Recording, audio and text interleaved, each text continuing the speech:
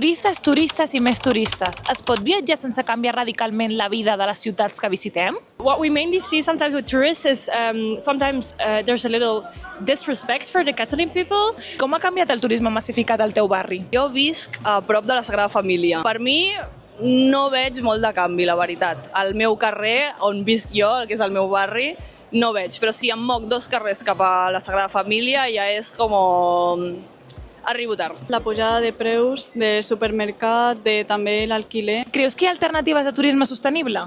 Un turisme sostenible potser és un turisme més de qualitat i ara mateix pel sistema en què vivim capitalista el que més interessa és lo ràpid, el que doni més d'op bé. Sí, exacte, hi ha moltíssimes opcions, pot ser un voluntariat, pot ser moltes coses, al final no fa falta vindre aquí per fer la festa. In architecture, and I learned that Barcelona, like a lot of cities, is not created for tourism, but for local people. El problema és el model turístic, no és el turisme. És un model turístic massificat.